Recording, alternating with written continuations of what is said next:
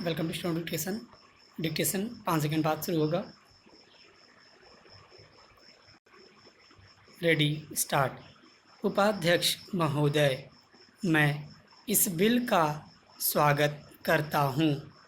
मुझे दुख है कि कई माननीय सदस्यों ने, जिन्होंने पता नहीं किस कारण से कहा तो यह कि वे इस बिल का स्वागत करते हैं, लेकिन वास्तव में इसका विरोध करने का उन्होंने प्रयत्न किया है। आखिर इस बिल में कौन सी ऐसी चीज़ है जो कि हिंदी को कोई एक विशेष स्थान दिलाती है? मैं पहले ही इस चीज़ को साफ कर देना चाहता हूँ कि मैं उन लोगों में से नहीं जो कि हिंदी के लिए कोई विशेष स्थान चाहते हैं।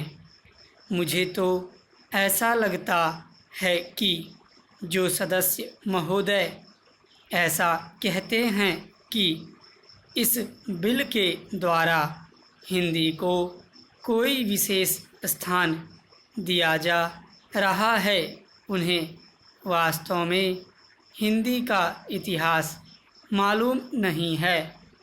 हिंदी कुछ उन लोगों की भाषा है जो राष्ट्रीय विचार के थे, जिनका कि राष्ट्रीय आंदोलन में बहुत हाथ था। उन्होंने इसका प्रचार किया। यह ध्यान देने की बात है कि राष्ट्रीय आंदोलन के समय में हिंदी की एक ही संस्था नहीं थी, बल्कि दूसरे राष्ट्रीय विद्यालय भी थे और महात्मा गांधी के आदेश के अनुसार वे राष्ट्रीय विद्यालय काम करते थे। उनके द्वारा भी कुछ डिग्रियां और उपाधियां आदि बांटी जाती थीं।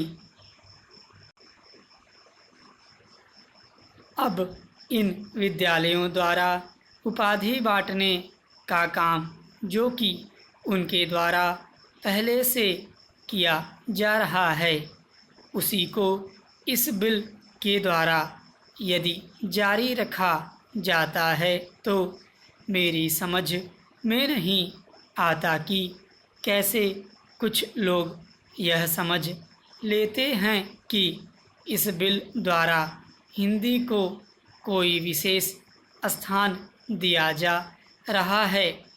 मैं नहीं समझता कि इसमें हिंदी को कोई विशेष स्थान दिए जाने की बात है, और जैसा मैंने पहले निवेदन किया, मैं उन लोगों में से नहीं हूँ जो कि चाहते हैं कि हिंदी को कोई विशेष स्थान दिया जाए।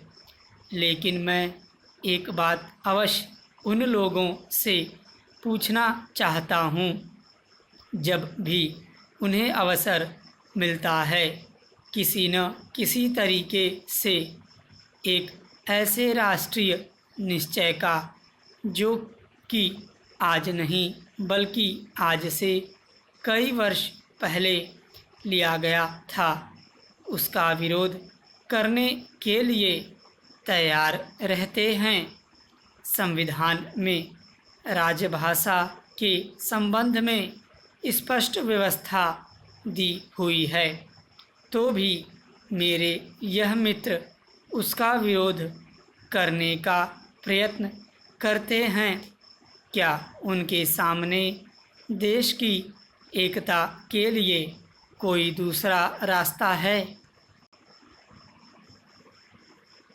उपाध्यक्ष महोदय, हम सभी यह मानते हैं कि आज ऐसे समय में, जबकि देश के सामने बहुत कठिन समस्याएं हैं, यह सदन एक महत्वपूर्ण प्रश्न पर विचार कर रहा है। माननीय प्रधानमंत्री जी ने आज जो भाषण इस सदन में दिया है और जो अपील उन्होंने राष्ट्र के नाम प्रसारित की है, उसके लिए हम उनको हृदय से धन्यवाद देते हैं।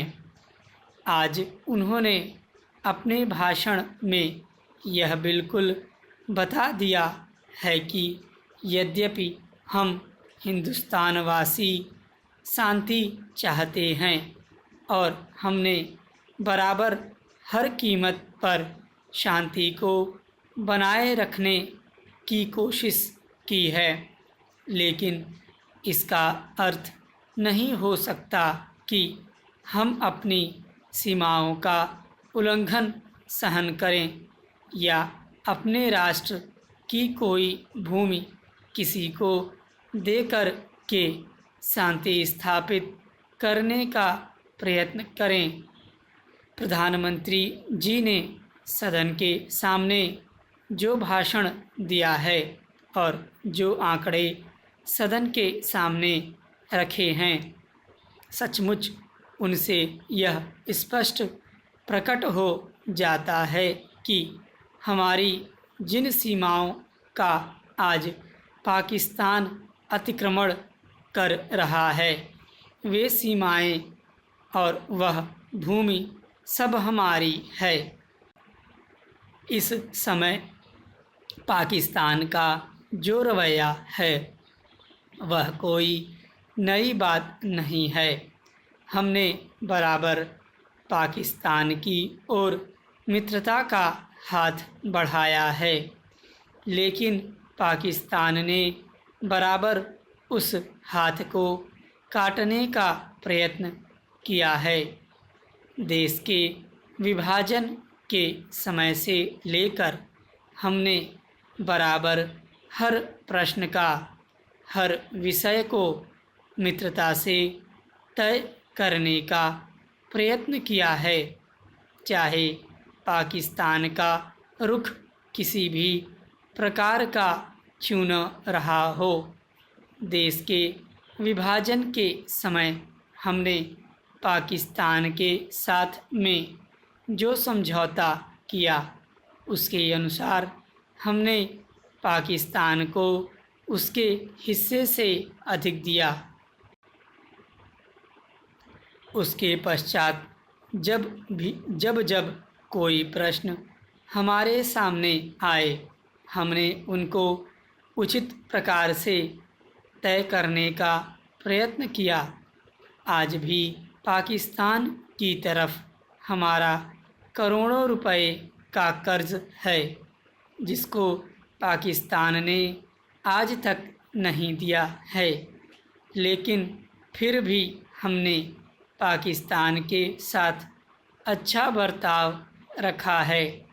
आज तक जो रुख पाकिस्तान अपनाता रहा करता है, अगर वही रुख हम भी अपनाते तो नहर के पानी को बंद करके पूरे पाकिस्तान को वीरान कर सकते थे, किंतु हमने ऐसा नहीं किया। एक देश के साथ दूसरे देश के संबंध आपसी सद्भाव और नैतिकता के आधार पर ही स्थापित रह सकते हैं। स्टॉप।